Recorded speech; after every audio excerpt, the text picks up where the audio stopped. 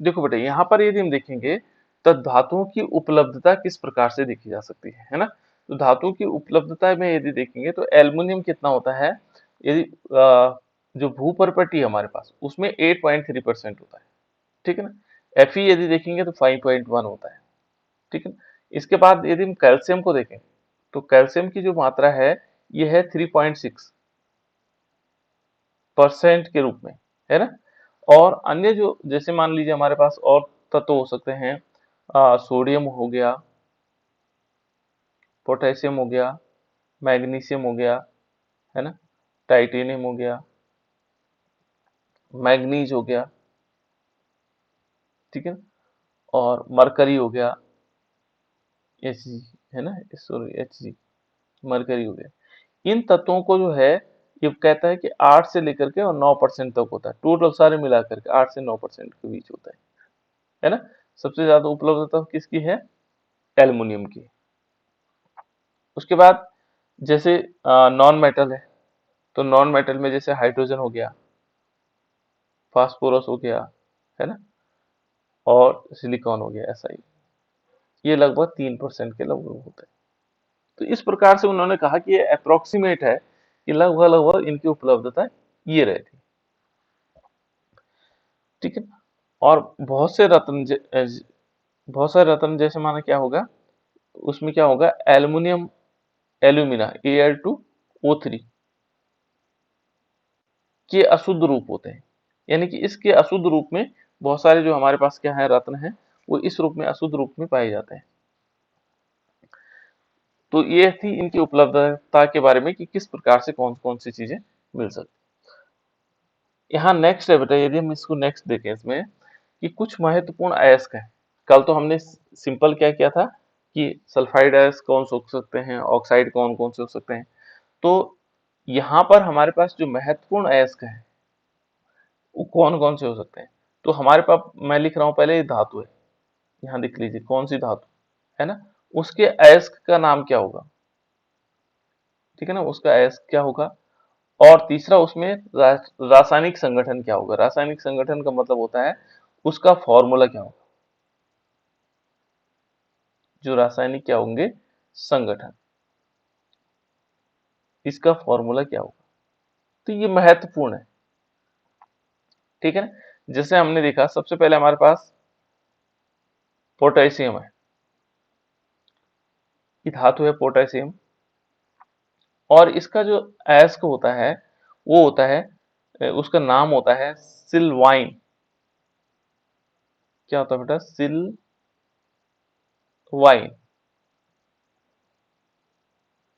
ये सिल्वाइन हो गया।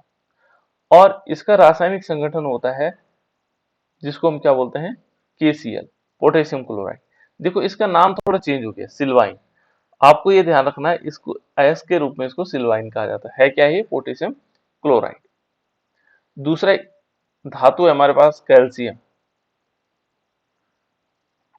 इसका जो नाम है इसका नाम होगा लाइमस्टोन, इसका जो अयस्क है वो है लाइम स्टोन, ठीक है ना, लाइम स्टोन। या इसको हमें दूसरा इसका नाम हो सकता है जिप्सम, ठीक है ना। तो यदि हम यहाँ पर देखें तो जो ये लाइमस्टोन है, लाइमस्टोन कहा जाता है इसमें कैल्शियम कार्बोनेट CaCO3 डॉट कर रखा है इन्होंने, और एक कर रखा है इसमें कॉमा करके, यानी कि ये लाइमस्टोन के लिए ये हो गया, ठीक है ना। और जो जिप्सम के फॉर्म में है, जिप्सम है, क्या होता है बेटा जिप्सम का फॉर्मूला, जिप्सम को CaSO4.2H2। बिल्कुल CaSO4.2H2, ठीक है ना। ये हमारे पास जिप्सम हो गया, ये तो लाइमस्टोन हो गया और ये जिप्सम हो गया। ये तो है दोनों के दोनों कैल्शियम के। उसके बाद है सोडियम, यदि यहाँ पर देखेंगे तो सोडियम धातु है, और इस सोडियम धातु में देखेंगे इसका खनिज लवण के नाम से जाना जाता है। इसको क्या नाम जाना जाता है, खनिज लवण, ठीक है ना। खनिज माने हो गया खदानों से प्राप्त होने वाला लवण, ठीक है ना। और ये होता है, इसका फॉर्मूला है NaCl, ठीक है ना। एल्युमिनियम, देखो एल्युमिनियम, ये याद रखना आपको, एल्युमिनियम होता है Al, एल्युमिनियम, ठीक है ना। और इसके अलग अलग अयस्क हो सकते हैं, जैसे देखो पहले है इसका एल्युमिनियम का अयस्क है बॉक्साइट, क्या होता है बॉक्साइट, ठीक है ना। दूसरा ये इसका अयस्क होता है, ये इसी के अयस्क है बेटा, है ना। एल्युमिनियम के अयस्क कौन से होंगे, है ना, ये है कायोलिनाइट, और तीसरा इसका है दो ही है इसके, ठीक है ना। तो जो इम्पोर्टेंट है ये है। और इस यदि हम इसका फॉर्मूला देखेंगे तो इसका फॉर्मूला होगा, क्या होता है बेटा बॉक्साइट का फॉर्मूला क्या होता है,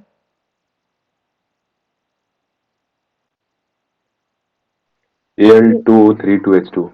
बिल्कुल Al2 3 Al2O3 2H2, ये है बेटा बॉक्साइट, है ना। यहाँ पर यदि हम देखेंगे तो ये है कायोलिनाइट, ये दोनों अयस्क किसके हैं, एल्युमिनियम के, ठीक है ना। तो यहाँ पर आ जाएगा Al2, और यहाँ पर आएगा OH की होल 4, और Si2O5, ठीक है ना। ये इस प्रकार से है। तो ये किसके फॉर्मूले हमारे पास, ये है दोनों किसके अयस्क हैं, एल्युमिनियम के। इसका स्क्रीनशॉट खींच लो चाहे। सर आपने एक और लिखवाया था सर इसका एल्यूमिनियम का। हाँ पर वो यहाँ पर हम क्या कर रहे हैं कि हम वैसे तो बहुत सारे हैं, लेकिन हम क्या करेंगे, इन्हीं दो को लेके चलेंगे जो कोर्स सिलेबस से संबंधित है ना। पहले कुछ कुछ कम कम ले लेके चलेंगे, इसलिए मैंने अलग से लिखवाया, नहीं तो ये तो सारे हमने एक साथ लिखवाए थे बहुत सारे। तो अभी हम केवल उनको लिखेंगे जो हमारे लिए महत्वपूर्ण है, ठीक है, जिनका अध्ययन पहले शुरुआती तौर पर, वैसे तो बहुत सारे होंगे इनके, एक ही थोड़ी होने वाले है ना। तो कुछ लेके चलते हैं हम। उसके बाद है बेटा आयरन, जिनका हमें उपयोग करना होगा इस चैप्टर में, है ना। देखो ये पहला है, यहाँ पर Fe का होगा, जो इंपॉर्टेंट और सबसे ज्यादा महत्वपूर्ण माने जाते हैं, हेमेटाइट, ठीक है ना, हेमेटाइट। दूसरा इसे इसमें देखेंगे मैग्नेटाइट, है तो बहुत सारे हैं इनके, ठीक है ना, लेकिन कुछ महत्वपूर्ण लेके चल रहे हैं। मैग्नेटाइट, ठीक है ना। उसके बाद और भी हो सकता है, सीडेराइट भी होगा। देखो ये शायद मैंने नहीं दिखाया होगा आप लोगों को, ये सीडेराइट है, सीडेराइट।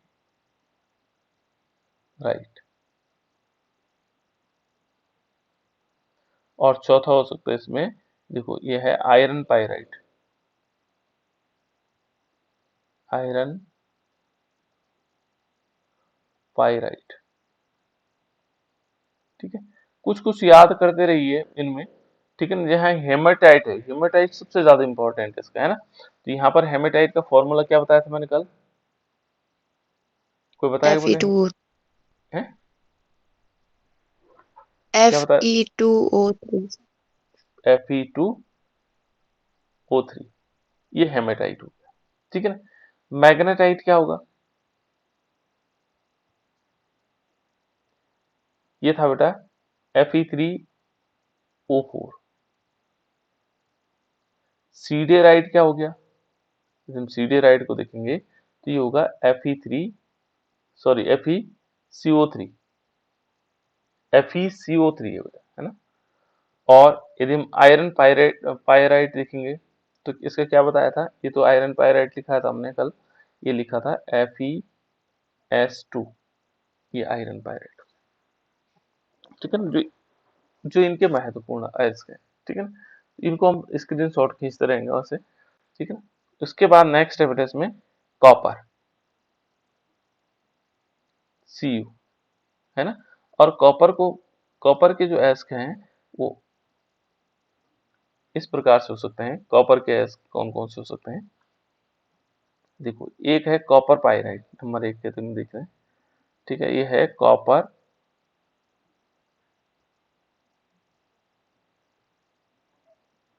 कॉपर पाइराइट,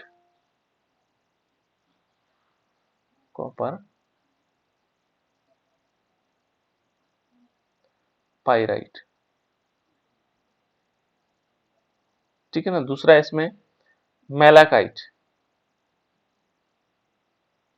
अब यहाँ पर स्पष्ट हो रहा है कौन किसका है ना, मेलाकाइट। और तीसरा इसमें क्यूप्राइट,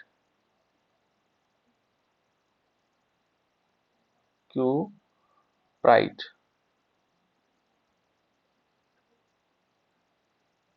क्यूप्राइट। और चौथा यदि देखेंगे कॉपर ग्लांस के रूप में, कॉपर ग्लांस।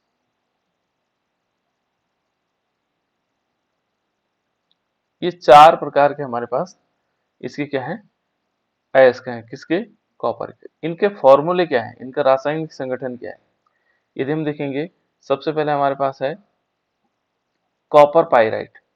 तो कॉपर पाइराइट का फॉर्मूला क्या है, CuFe और S2, ठीक है ना। दूसरा यदि मेलाकाइट का देखेंगे तो मेलाकाइट का फॉर्मूला है CO3 डॉट CuOH की होल ट्वाइस, ठीक है ना। उसके बाद है क्यूप्राइट, क्यूप्राइट का जो फॉर्मूला होगा वो Cu2O, ठीक है ना। और कॉपर ग्लांस का होगा Cu2S। ये सारे के सारे कॉपर के हो गए, ठीक है ना। ये हमारे पास क्या हो गए, कॉपर के अयस्क हो गए। उसके बाद यदि हम नेक्स्ट देखते हैं जिंक के अयस्क, इनको नोट भी करना आपने, ठीक है। जिंक के अयस्क, अब मान लीजिए हम जिंक को लेते हैं तो Zn, मान लीजिए हमने Zn लिया, जिंक, ठीक है ना।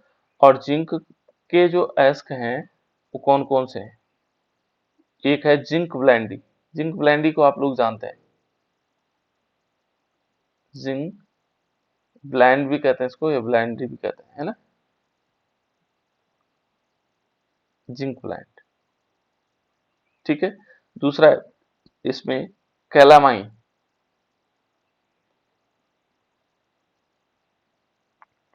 कैलामाइन। तीसरा यदि देखेंगे इसमें, तीसरा यह है जिंकाइट, जिंकाइट, जिंकाइट। ये तीन इसके क्या है, अयस्क है, ठीक है ना, जो महत्वपूर्ण है। तो जिंक ब्लेंडी क्या होता है बेटा, किसी को याद है,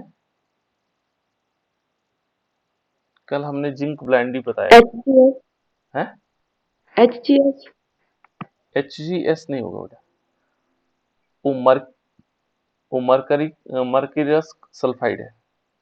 जिंक ब्लेंडी होता है ZnS, ZNA, GDNS, ZnS, ये है जिंक ब्लेंडी।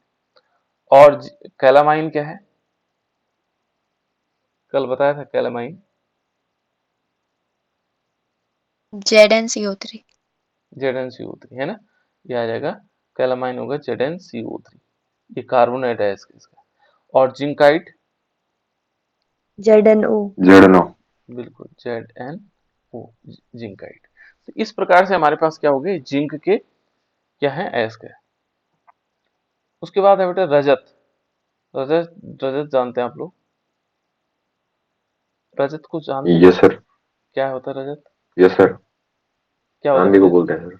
हाँ बिल्कुल चांदी को बोलते हैं, यानी कि Ag। Ag, ठीक है ना, ये Ag को हम बोलते हैं रजत।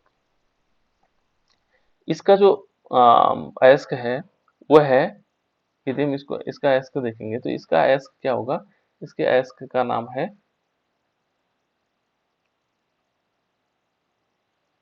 इसका जो अयस्क है इसका नाम है आर्जेंटाइट, क्या होगा, आर्जेंटाइट, आर्जेंटाइट, सिल्वर का अयस्क है ना, आर्जेंटाइट। या इसको दूसरा रूप भी कहा जाता है इसका, सिल्वर ग्लांस, सिल्वर ग्लांस के नाम से जाना जाता सिल्वर ग्लास, ठीक है ना। तो सिल्वर ग्लास के नाम से इसको कहा जाता है बेटा, ये होता है Ag2S। क्या होता है? Ag2S। नेक्स्ट होता है बेटा इसमें सीसा। सीसा जानते हैं आप लोग। सीसा जो है क्या होता है बेटा? सीसा का जो फॉर्मूला होता है वो होता है Pb, लेड, है ना। सीसे का जो फॉर्मूला होता है Pb, और इसका जो हमारे पास एस्क है वो है गैलेना। गैलेना, ठीक है ना, गैलेना हो गया। और गैलेना का जो फॉर्मूला है वो क्या है? Pbs, लेड सल्फाइड के नाम से इसे जाना जाता है, लेड सल्फाइड, है ना, Pbs। तो इस प्रकार से आ जाएगा, इसको हम इस Pbs भी कह सकते हैं। इसके बाद है बेटा इसमें मरकरी। देखो मरकरी बहुत इंपॉर्टेंट है, ठीक है ना, कल हम गलती कर गए थे, मरकरी Hg, है ना। और इस मरकरी का जो वो है अयस्क है वो है सिनेबार, सिनेबार। और इसको हम लिखते हैं HgS, सिनेबार HgS, ठीक है ना। कल S2 हो गया था शायद ये, है ना, तो ये HgS है। चलो खैर वो बार बार आते रहेंगे, कहीं ना कहीं पकड़ में आ जाएगा, है ना। कभी गलतियां हो जाती है तो वो पकड़ में आ जाती है। तो ये हमारे पास क्या हो गए, ये कुछ महत्वपूर्ण अयस्क है जिनको आपको लगभग लगभग याद रखना ही रखना है, ठीक है। अब नेक्स्ट टॉपिक है बेटा इसमें धातुओं का निष्कर्षण, ठीक है ना। हम धातुओं का निष्कर्षण किस प्रकार से कर सकते हैं, तो जो नेक्स्ट टॉपिक हमारे पास वो है धातुओं का निष्कर्षण, कि धातुओं का निष्कर्षण किस प्रकार से किया जा सकता है। तो नया टॉपिक है हमारे पास, ये है धातुओं का निष्कर्षण।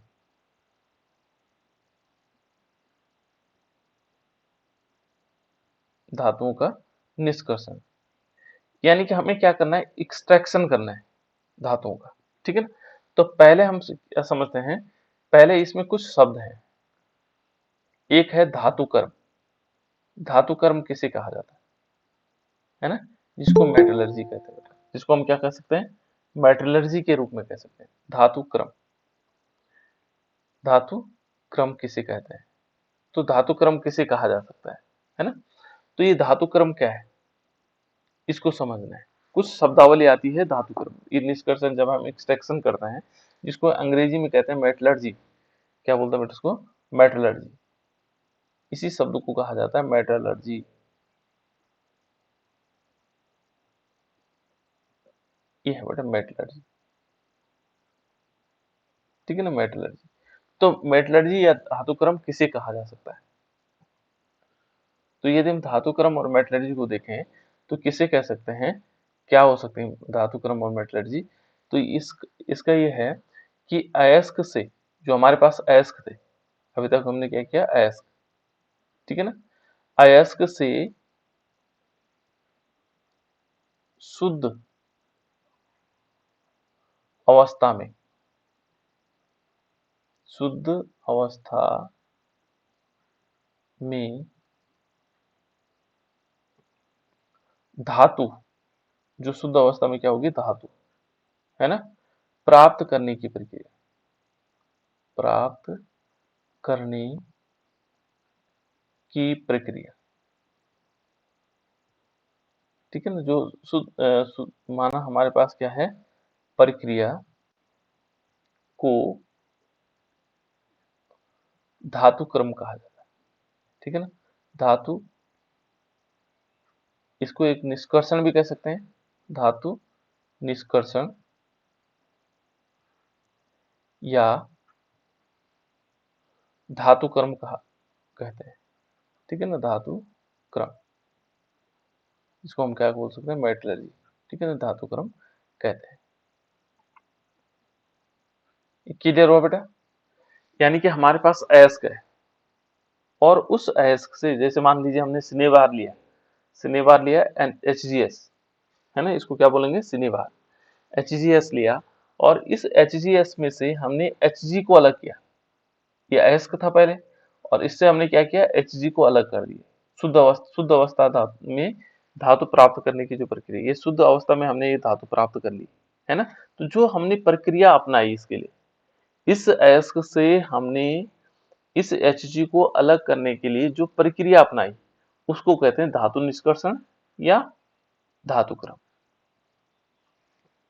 ठीक हो गया बेटा, ये तो समझ गए होंगे। ये धातुक्रम किसे कह सकते हैं? मान लीजिए हमारे पास कोई अयस्क है और उसमें हमने क्या किया, उससे हमने शुद्ध अवस्था में धातु प्राप्त कर ली, है ना। और जो प्रक्रिया उसमें अपनाई उसको क्या कहते हैं? मेटलर्जी। वो हमारे पास मेटलर्जी होगी, उसको हम क्या कहेंगे? मेटलर्जी। ये हमारे पास मेटलर्जी होगी, है ना, धातुक्रम हो गया। ठीक है ना।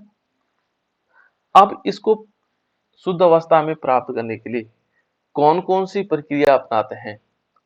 ठीक है ना। माना कोई धातु हमारे पास है, शुद्ध अवस्था में जो हमें धातु प्राप्त करने के लिए कौन कौन से पदों का प्रयोग करते हैं? ठीक है ना। यहाँ पर लिख सकते हैं हम,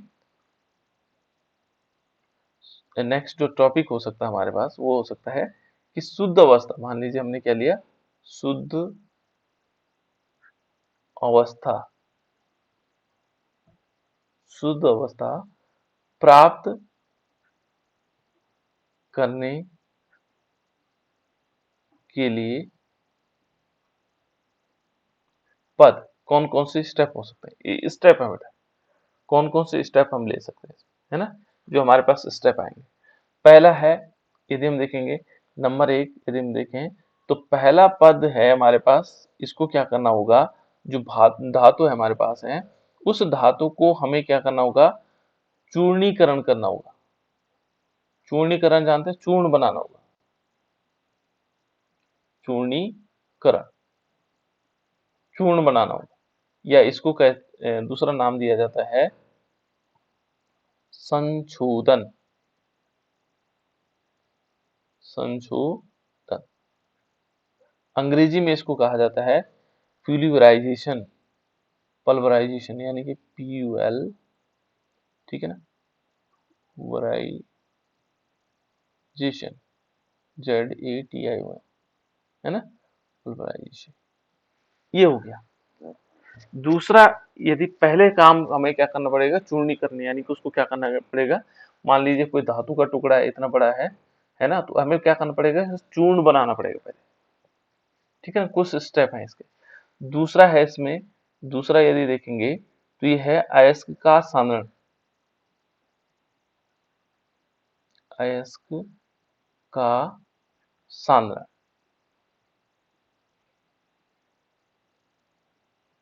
ठीक है ना, concentration of ore, concentration of ore, ठीक है ना, ओर, ये ओर का हो जाएगा, दूसरा स्टेप हो जाएगा। तीसरा स्टेप यदि देखें बेटा इसमें, तो तीसरा पद कौन सा होगा? तीसरा स्टेप होगा इसमें जो सांद्रित हो जाएगी, जब इसका सांद्रता बन जाएगी तो हमारे पास क्या करेंगे, उस जो सांद्रित है, क्या करेंगे, जो हमारे पास सांद्रित, सांद्रित अयस्क का धातु ऑक्साइड में परिवर्तन, धातु ऑक्साइड में परिवर्तन। अब हमें इसको ऑक्साइड में बदलना है,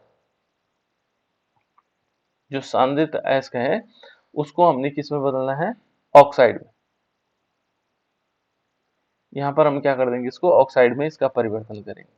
पहला चूर्णीकरण किया, फिर उसके बाद अयस्क का सांद्रण किया उसका, फिर उसके बाद जो सांद्रित अयस्क है उसको क्या किया, फिर धातु ऑक्साइड में परिवर्तित किया। और जो धातु ऑक्साइड होगा, फिर धातु ऑक्साइड को क्या करेंगे, जो धातु ऑक्साइड प्राप्त होगा, धातु ऑक्साइड का धातु में परिवर्तन, ठीक है ना। जो धातु ऑक्साइड होगा हमारे पास, मान लीजिए धातु ऑक्साइड हमें प्राप्त हुआ, ठीक है ना। अभी बताएंगे कैसे कैसे होना है इसमें, है ना। धातु ऑक्साइड, ये हमारे पास क्या हुआ? धातु ऑक्साइड प्राप्त हुआ। इससे हमें क्या करना है? धातु ऑक्साइड का धातु में परिवर्तन, ठीक है ना। अब उसमें धातु में क्या करना है? उसको परिवर्तन करना है। देखो धातु में हमने क्या कर दिया, इसको परिवर्तित कर दिया। तो ये धातु में जब हम बना देंगे बेटा इसको धातु में परिवर्तन, उसके बाद नेक्स्ट स्टेप है, फिर जब धातु बन जाएगा उसके बाद उसका शुद्धिकरण करना है, कि उसमें कोई कमियां न रह जाए, कोई गंदगी नहीं रह जाए, उस धातुओं का क्या करना है, धातुओं का शुद्धिकरण, उसको शुद्ध करना है, धातुओं का शुद्धिकरण। ये हो गया। तो ये 5 स्टेप है हमारे पास, जिसके द्वारा हम क्या करेंगे, धातु को अलग अलग करेंगे। अब एक एक स्टेप को हम समझते हैं, ठीक है ना। ये पहले हम चूर्णीकरण को समझेंगे, चूर्णीकरण होता क्या है, ठीक है ना। चूर्णीकरण, तो पहला स्टेप को लेते हैं। पहले स्टेप में यदि हम देखिए बेटा, पहला स्टेप को लेते हैं, है ना। तो पहला स्टेप हमारे पास है चूर्णीकरण, या देखो पहला स्टेप क्या है, चूर्णीकरण, चूर्णीकरण,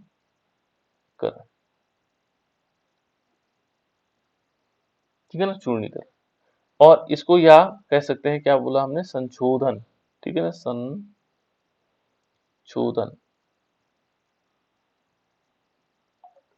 इसको इस प्रकार से भी लिखा जा सकता है, या अंग्रेजी के शब्दों में हमने क्या कहा, पल्वराइजेशन, है ना, पल्वराइजेशन यानी पल्वराइजेशन, ये हमारे पास पल्वराइजेशन हो गया। ये जेड भी लिख सकते हैं बेटा, जेड होता है इसमें, जेड पल्वराइजेशन, है ना, इस प्रकार से है। अब इसमें देखो, यहाँ पर क्या होगा, ये है क्या, चूर्णीकरण क्या है, ठीक है ना। तो चूर्णीकरण को समझने के लिए हमें क्या करना पड़ेगा, कि जैसे हमने खानों से निकाला, हमने कोई चीजें खानों से निकाली, ठीक है ना। यहाँ पर हम कह सकते हैं कि खानों से निकाली गई, जो हमने क्या किया, खानों से निकाले गए अयस्क, जो हमने क्या किया, खानों से निकाला, अयस्क निकाला, है ना। कि जो बड़े बड़े क्या हैं, टुकड़े हैं, खानों से हम जब निकालेंगे तो क्या होगा, बड़े बड़े टुकड़े आएंगे, बड़े बड़े टुकड़े, है ना, बड़े बड़े टुकड़ों को चूर्णित करने के लिए, यानी कि क्या होगा, चूर्ण बनाना उसका, ठीक है, बारीक पीसना है उसको, है ना, चूर्णित करने की, देखो करने की विधि को हम क्या कहते हैं, विधि, करने की विधि को संशोधन कहते हैं। देखो ये संशोधन हो गया, ठीक है ना, संशोधन कहते हैं। देखो बेटा, ये हमने क्या कर दिया, कि जो बड़े बड़े टुकड़े लाए थे हमने खानों से, उनको हमने क्या किया, छोटे छोटे क्या किया, चूर्ण के रूप में हमने बना दिया उसको, और इसको कहा जाता है संशोधन, ठीक है ना, संशोधन, ये वाली, ठीक है ना। तो ये हो गया संशोधन। और संशोधन क्रिया में क्या होगा, इसको हम क्रेशर के द्वारा भी तोड़ सकते हैं। जैसे क्रेशर होता है, आप लोगों ने क्रेशर देखा होगा, क्रेशर क्या काम करता है, बड़े बड़े पत्थरों को छोटे छोटे टुकड़ों में तोड़ देता है ना। और यहाँ पर क्या हो सकता है, हम ऐसे, हमारे पास चूर्ण के रूप में, और दो पार्ट जैसे मिल के रूप में हम तोड़ सकते हैं, है ना, चक्की के रूप में, उन दो पार्टों के बीच उनको ऐसकों को छोटे छोटे टुकड़ों में बदल सकते हैं, ऊपर से बड़े आए और यहाँ से इनको पीस करके बारीक चूर्ण के रूप में हमने बदल दिया, ठीक है ना। और क्रेशर से क्या होगा, जो क्रेशर से हमारे पास क्या होंगे, प्राप्त जो ऐस के छोटे छोटे टुकड़े होंगे, उनको हम क्या करेंगे, स्टैम्प मिल में कूट करके बारीक चूर्ण बना देते हैं। फिर इसके बाद जो क्रेशर से पहले बड़े, जैसे मान लीजिए इतना बड़े टुकड़े हैं, है ना, उसको हमने क्या किया, एक क्रेशर में डाला, क्रेशर ने क्या किया, उनको इतने छोटे छोटे टुकड़ों में बांट दिया, ठीक है ना। इसको फिर हम बारीक पीस सकते हैं, तो बारीक पीसने का मतलब ये बारीक बारीक बन गई ऐसे, है ना, एकदम क्या बन गया, पाउडर के रूप में हमने इसको बना दिया, छोटे छोटे टुकड़ों में पीस में, यानी कि हमने पाउडर के फॉर्म में इसको ले लिया। तो ये है बेटा पहला कंडीशन, चूर्णीकरण, ये हमने चूर्ण बना दिया। दूसरा नंबर क्या था, यदि हम दूसरे नंबर को देखें, ये क्या है दूसरे नंबर पर, ये है अयस्कों का सांद्रण। अब अयस्कों का इसका सांद्रण करते हैं, सांद्रण किस प्रकार से हो सकता है। तो दूसरा नंबर है हमारे पास अयस्कों का सांद्रण, कि अयस्कों का सांद्रण किस प्रकार से हो सकता है, ठीक है। दूसरा नंबर हमारे पास क्या हो गया, अयस्कों का सांद्रण, अयस्कों का सांद्रण। अब हमने सांद्रण करना है इसका, यानी कि कंसंट्रेशन ऑफ ओर्स, ठीक है ना। अब जो हमने क्या कर दिया, बारीक चूर्ण तो उसको बना दिया, ठीक है ना।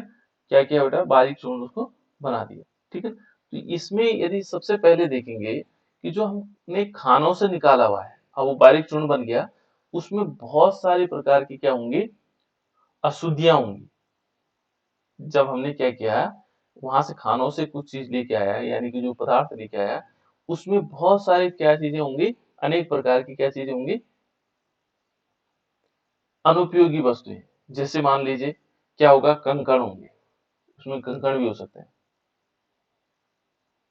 ठीक है। क्या क्या होंगे, कंकड़ हो सकते हैं, ठीक है ना। मिट्टी हो सकती है, ठीक है ना, मिट्टी उसमें हो सकती है, ठीक है ना। रेत हो सकता है उसमें,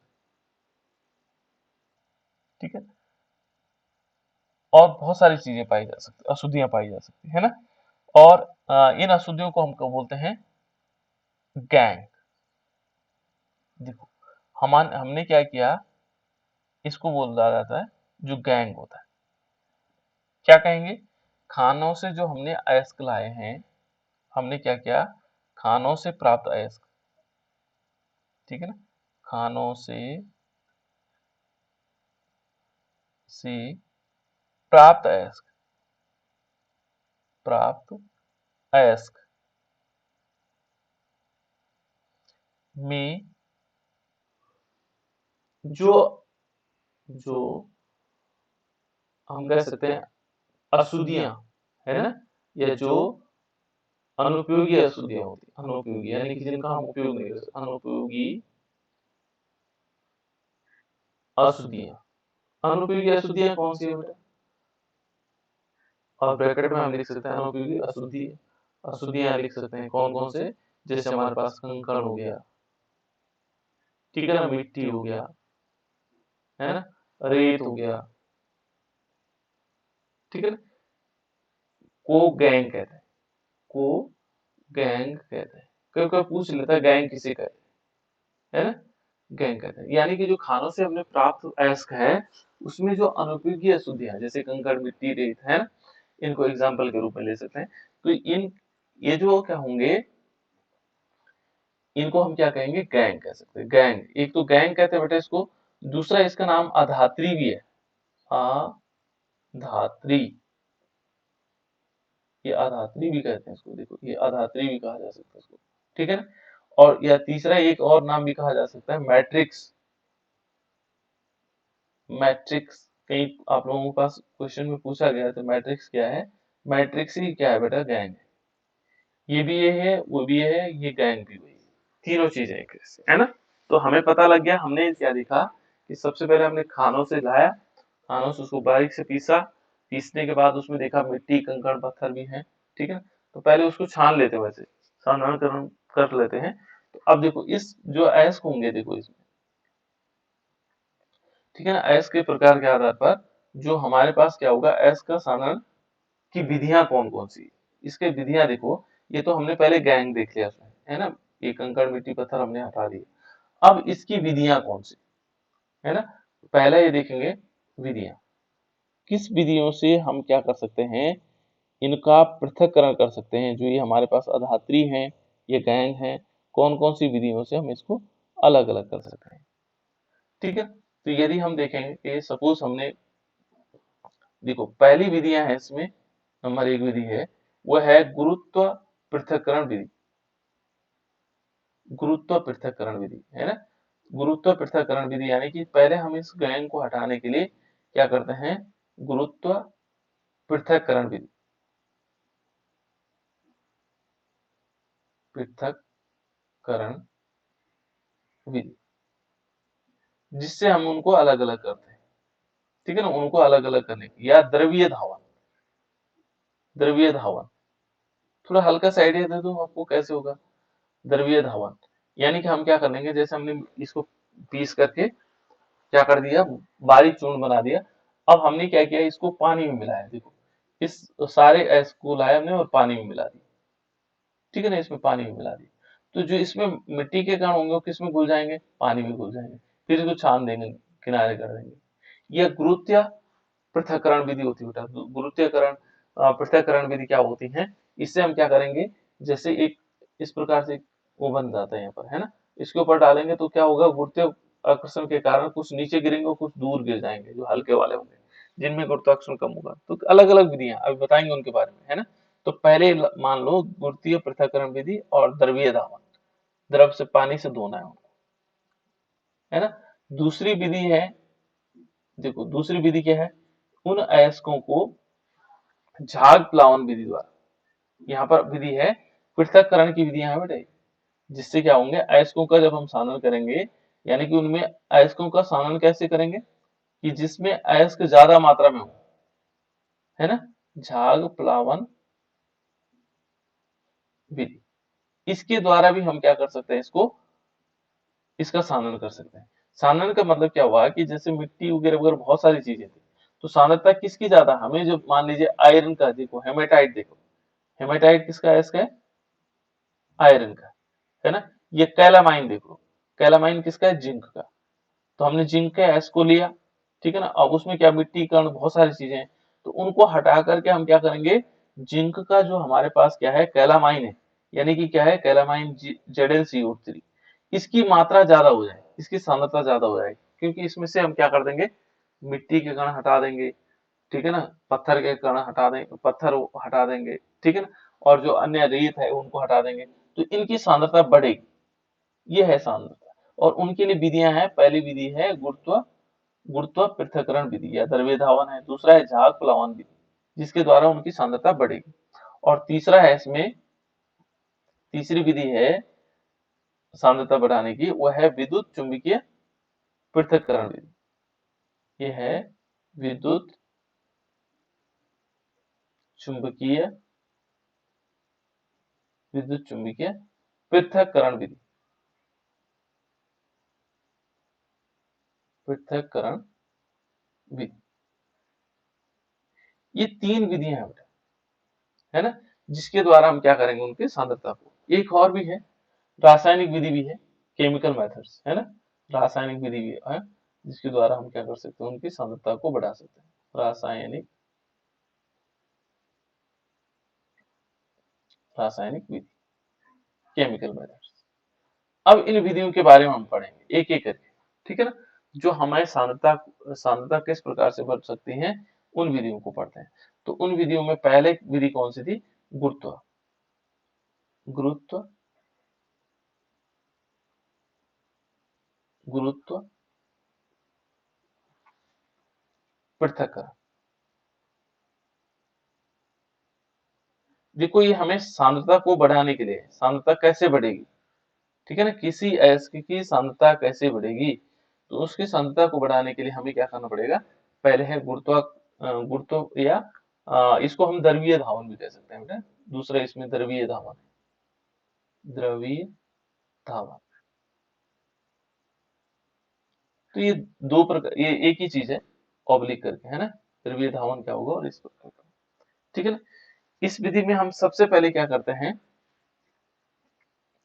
उनकी जो विशिष्ट गुरुत्व होता है उसमें अंतर पर निर्भर करती है। देखो यहाँ पर हम देखेंगे कि कोई पदार्थ क्या होगा, ये चेक करना होगा कि जो गुरुत्वाकर्षण के प्रति ज्यादा क्या होगा, आकर्षित होता होगा, और कुछ ऐसे होंगे जो आकर्षित नहीं होते, है ना। इसमें पहला पॉइंट यदि हम देखें तो ये कहता है कि अयस्क के सानन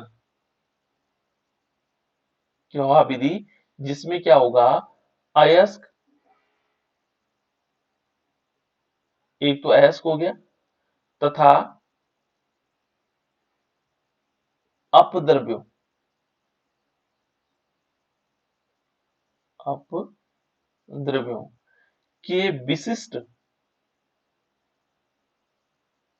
जो विशिष्ट क्या होंगे, विशिष्ट गुरुत्व,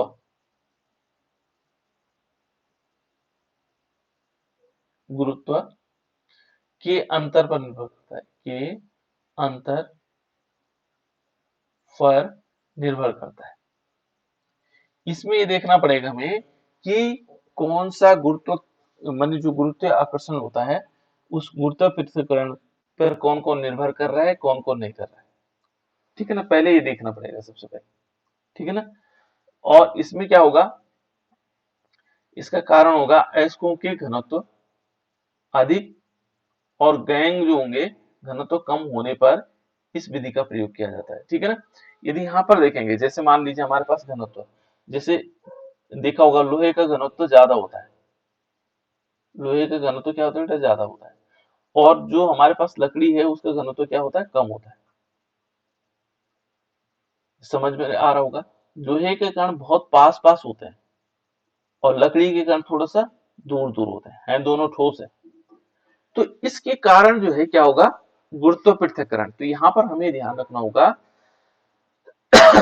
ये क्या होगा, इस पॉइंट में यदि हम देखेंगे तो यहाँ पर क्या माना जाएगा कि जो अयस्क का घनत्व है क्या होगा, अयस्क का या अयस्क के कणों का, अयस्क के कणों का, जो अयस्क है बेटा, अयस्क के कणों का घनत्व,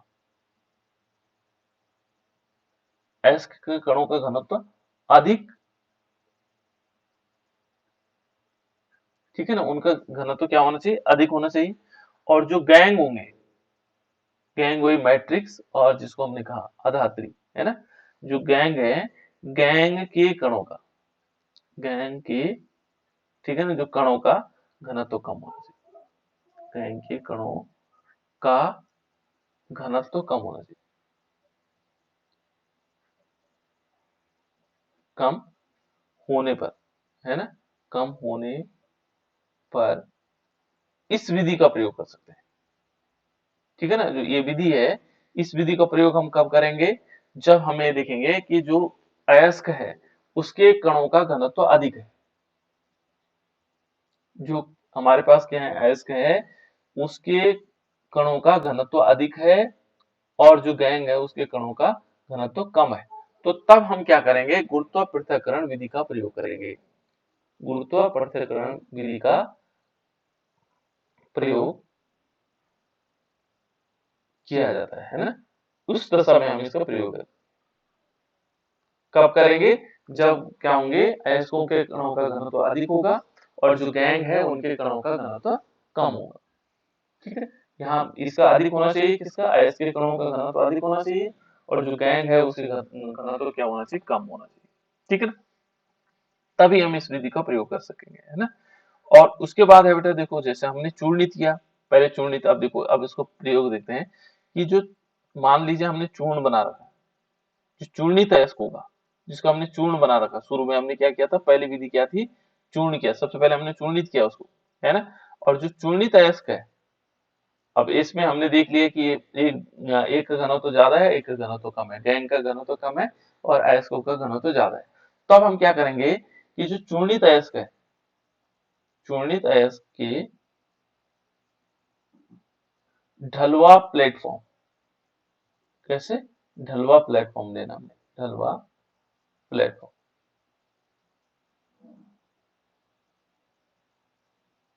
ठीक है ना, ढलान वाला प्लेटफॉर्म, ठीक है ना, इस प्रकार से ढला, इस टाइप से प्लेटफॉर्म लेना है ना, पर रख देते हैं, इसमें हम क्या करेंगे, रख देंगे, है ना। और उस पर क्या करेंगे, उस पर जल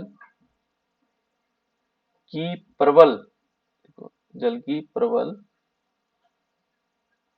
धारा प्रवाहित करेंगे, प्रवाहित करेंगे, ठीक है ना। हमने क्या करेंगे, करते हुए धोते हैं, करते हुए धोते हैं।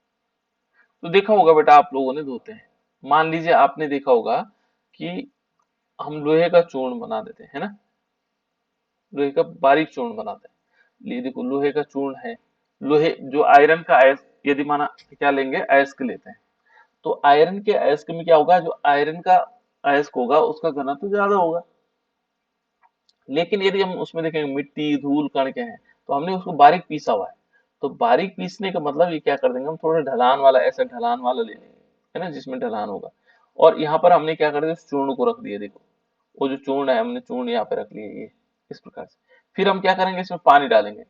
तो जिसका घनत्व कम होगा वो तो क्या होगा, बह कर नीचे आ जाएगा। यानी जैसे मिट्टी होगी, इसमें से हल्का पानी इसमें डालेंगे।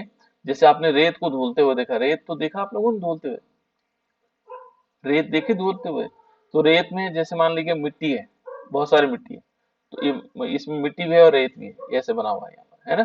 ये देखो हम क्या करते हैं, इसमें पानी डालते हैं ऊपर से। तो जो पानी क्या करेगा, जो मिट्टी के कण होंगे उसको लेकर के बह जाएगी इसमें से। तो ऐसे धुलना है हमने। यहाँ पर क्या करना है, अयस्क लेना है, बारीक चूर्ण बना रखा है, उस चूर्ण में हम पानी डालेंगे। तो पानी क्या होगा, थोड़ा ढलानदार ढलवा लेना है, ढलवा प्लेटफॉर्म लेना है, इस प्रकार ढलान वाला प्लेटफॉर्म लेना है। तो इसमें क्या होगा, पानी जैसे हम ऊपर डालेंगे इसमें से, तो मिट्टी हुआ, मिट्टी के कण बह जाएंगे, ठीक है ना। और थोड़ा तेजी से यदि प्रबल धारा प्रवाहित करेंगे तो इसमें क्या होंगे, जो कौन से कण होंगे, पत्थर के कण होंगे, वो बह जाएंगे, धूल के कण बह जाएंगे, ठीक है ना। और जो रेत होगा वो भी बह जाएगा। लेकिन लोहे के कण क्या होंगे, भारी होंगे, वो नहीं बह पाएंगे, यही रहेंगे, ठीक है ना। तो हमें इस प्रकार से क्या कर लेंगे, बारीक चूर्ण लिया और चूर्णित अयस्क को हमने क्या किया, ढलवान वाले प्लेटफॉर्म पे ले लिया, ठीक है ना। देखो बेटा, हम एक एक चीज को हम स्टेप बाय स्टेप समझ रहे हैं, है ना। तो कैसे कैसे, ठीक है। और फिर क्या करेंगे, देखो बेटा इसमें, ठीक है ना, हम धोते धोते हैं, ठीक है ना। फिर इसके बाद एक नेक्स्ट पॉइंट और आता है कि जो विशिष्ट गुरुत्व की अशुद्धियां होती हैं, विशिष्ट गुरुत्व, ठीक है ना, विशिष्ट गुरुत्व की अशुद्धियां, जिसको हम कह सकते हैं जो विशिष्ट गुरुत्व की अशुद्धि है। जैसे हमारे पास गैंग के हल्के कण होंगे, गैंग के जो हल्के कण होंगे, है ना, गैंग के हल्के कण, इसको हम ब्रैकेट में लिख सकते हैं, गैंग के हल्के कण, ठीक है ना। जल की धारा में के साथ क्या हो जाते हैं, बह जाते हैं, और भारी कण क्या हो जाते हैं, नीचे बैठ जाते हैं, ठीक है ना, विशिष्ट गुरुत्व के कारण। यानी कि उनका गुरुत्व अलग अलग कंडीशन में अलग अलग होगा, है ना। तो वो क्या होंगे, नीचे बैठ जाएंगे। और इस विधि से क्या होगा, जैसे इस विधि से हमारे पास टिन हो गया, टिन स्टोन यानी कि SnO2, है ना, लोहा स्टोन यानी कि जो हमारे पास क्या है, Fe3O4, ठीक है ना। इनको हम क्या कर सकते हैं, इनको सांद्रण किया जा सकता है, इनकी सांद्रता हम इस विधि से करते हैं। ये है, इस विधि से हम इन दोनों का क्या कर सकते हैं, सांद्रण कर सकते हैं। ये इनकी सांद्रता ज्यादा बढ़ा सकते हैं। उसके बाद है बेटा नेक्स्ट, झाग प्लावन विधि। ये पूछा जाता है, ध्यान रखना, झाग प्लावन विधि क्या है ना। ये अलग अलग विधियां पूछी जा सकती है। तो झाग प्लावन विधि यानी कि झाग प्लावन विधि, इन विधि को मैं कल बताता हूँ आपको, है ना। झाग प्लावन विधि है, ठीक है ना। पहली विधि पूछी जा सकती है आपको कि गुरुत्व पृथक्करण विधि या द्रवीकरण विधि किस प्रकार से होगा। तो यहाँ सिंपल एक चीज याद रखना है आपको कि इस विधि में क्या होगा, जो जिनका घनत्व ज्यादा होता है और जिनका घनत्व कम होता है उनका पृथक्करण किया जाता है, सीधी सीधी बात है ना।